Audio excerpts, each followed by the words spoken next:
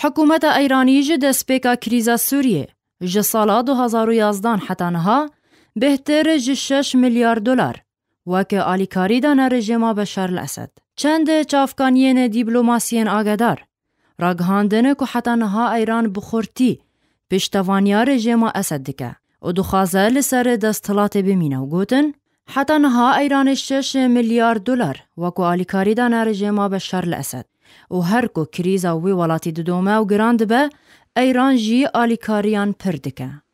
لگور وان چافکانیان ایران بخورتی پشتوانی اسد و رژیماوی دکه.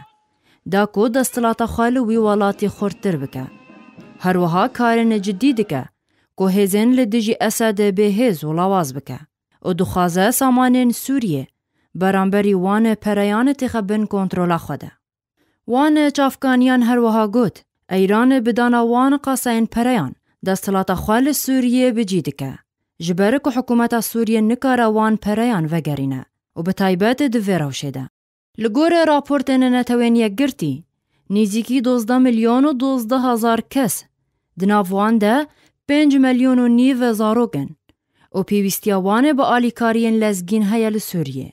هر وها لگور وان راپورتان ده دستپیکا کریز ده حتانها بهتر جه 220,000 کس جیان خوش دست دانه و اف هجمار هر دم ده زیده بونه ده به صدما بردوامین آرامی لوی ولاتی و لگور نتوینیه گرتی بهتر جه 6 میلیون و 500,000 کس لسوریه بخانینه و بهتر جه 3 میلیون ولاتین سوریه لدر وی ولات پنابرن.